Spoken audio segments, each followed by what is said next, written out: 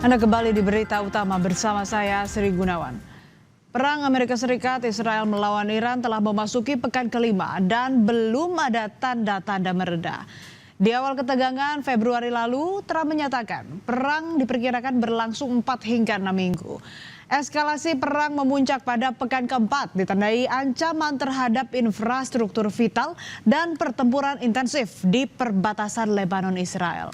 Kini, Amerika Serikat sesumbar telah melumpuhkan kekuatan militer Iran melalui operasi Epic Fury, meski kenyataannya Iran terus melawan. Di tengah klaim kemenangan Amerika Serikat atas Iran, Presiden Donald Trump menyatakan perang dengan Iran segera berakhir tanpa harus ada negosiasi apapun. Trump sesumbar misi utama untuk memastikan Iran tak punya senjata nuklir telah tercapai. Trump mengumumkan akan menarik pasukan dari Iran dalam 2 hingga 3 minggu ke depan. Trump juga bilang tidak bertanggung jawab atas keamanan Selat Hormuz sehingga itu menjadi tanggung jawab masing-masing negara yang melewati selat itu.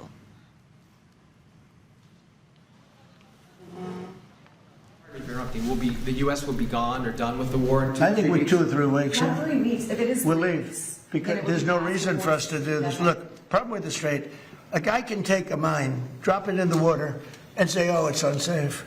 It's not like you're taking out an army or you're taking out a country or they can drop it, or you can take a machine gun from the shore and shoot a few bullets at a ship, or maybe an over-the-shoulder missile, small missiles.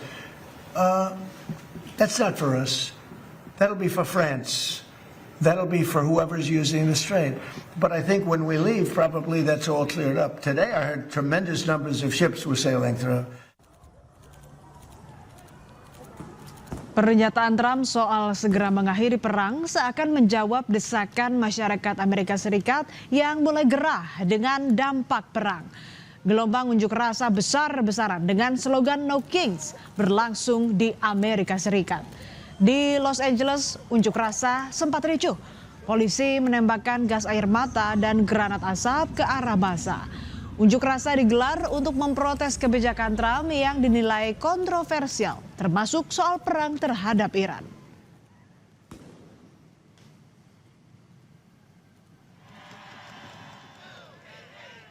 Di Washington, demonstran turun ke jalan melewati Monumen Lincoln dan menuju National Mall. Massa menyuarakan protes terhadap pemerintahan Trump yang dinilai otoriter, anti-demokrasi, dan menyalahgunakan kekuasaan.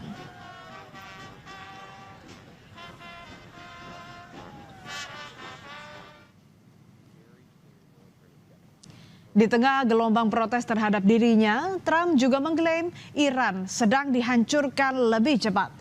Trump menyebut serangan terhadap target-target Iran berjalan sukses. Trump juga mengklaim Iran ingin membuat kesepakatan, namun pernyataan itu dibantah tegas oleh Menteri Luar Negeri Iran Abbas Araghchi yang bilang tak ada rencana negosiasi dengan Amerika Serikat.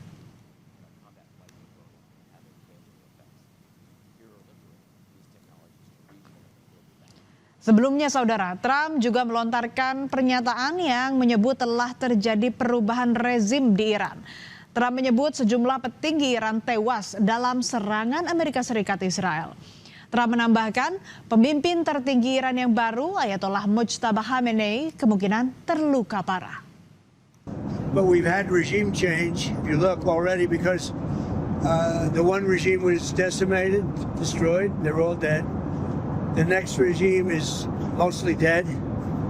And the third regime, we're dealing with different people than anybody's dealt with before. It's a whole different group of people.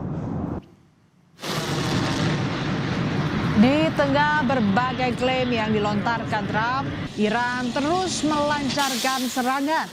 Gelombang serangan ke-88 menghantam kapal kontainer milik Israel di perairan tengah Teluk Persia dan merusak 2 radar milik Amerika Serikat di Kuwait lewat serangan drone. Rudal Iran juga menyasar kilang minyak terbesar Israel di Haifa. Sebagian kilang minyak Bazan terbakar dengan kepulan asap membumbung tinggi.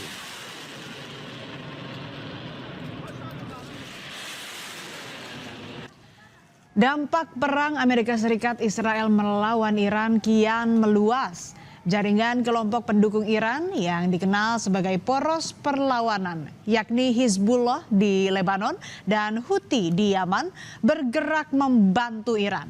28 Maret 2026, Houthi meluncurkan rudal balistik dari Yaman ke Israel. Kelompok Houthi menyebut serangan menargetkan situs militer Israel. Juru bicara militer kelompok Houthi, Brigadir Jenderal Yahya Sari, menyatakan serangan terus berlanjut hingga agresi dihentikan di seluruh front perlawanan di Iran, Lebanon, Irak, dan Palestina.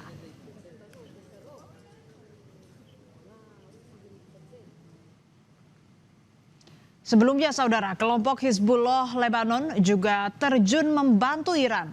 Hizbullah bahkan menyatakan siap perang panjang membantu Iran melawan Amerika Serikat dan Israel. Israel dan Hizbullah terus melancarkan serangan hingga saat ini.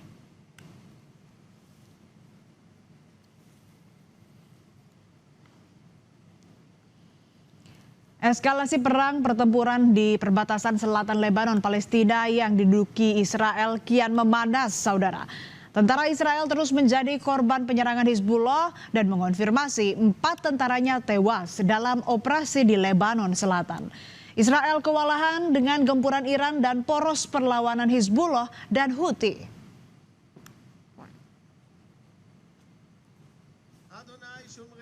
Ini adalah pemakaman salah satu tentara Israel yang tewas akibat tembakan Hizbullah pada Senin waktu setempat.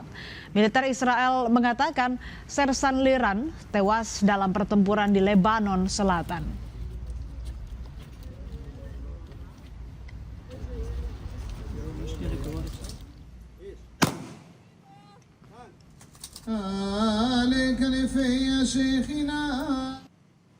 Iran sudah pasang ancang-ancang jika Amerika Serikat melakukan serangan darat. Juru bicara Komando Gabungan, Letnan Kolonel Ibrahim Zolfagari bilang, pasukan Iran siap menghadapi serangan darat Amerika Serikat. Ia menambahkan, serangan Amerika Serikat tidak akan menghasilkan apa-apa. ثابت کرده تنها زبانی که میشناسد زبان زور است. در مقابل تهدیدهای اخیر ترامپ مبنی بر عملیات زمینی یا اشغال هر نقطه‌ای از سرزمین‌های ایران که البته آرزویی بیش نیست اعلام می‌داریم. رزمندگان اسلام مدت هاست در انتظار چنین اقداماتی به سر می‌برند تا ثابت نمایند که تجاوز و اشغال نتیجه‌ای جز اسارت تحقیرانه. Presiden Amerika Serikat Donald Trump sebelumnya mengancam akan merebut minyak Iran. Trump bilang siap menguasai pusat bahan bakar utama Iran di Pulau Hark. Ancaman itu mengemuka di tengah rencana Trump melakukan invasi darat ke Iran. Trump optimis merebut Pulau Hark dan menguasai nyawa energi Iran. Trump bilang pasukan Amerika Serikat kemungkinan akan berpatroli dalam jangka waktu yang panjang di sekitar Pulau Hark.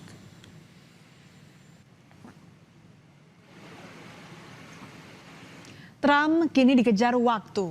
Di satu sisi, masyarakat Amerika Serikat dan dunia sudah geram dengan perang Timur Tengah yang berdampak pada ketidakpastian ekonomi global. Di sisi lain, ambisi Trump belum tercapai, sementara eskalasi perang belum juga mereda. Di tengah berbagai tekanan, apakah Trump terus mengejar ambisinya atau sebaliknya, menyerah dan menerima tuntutan yang dilayangkan Iran? Tetaplah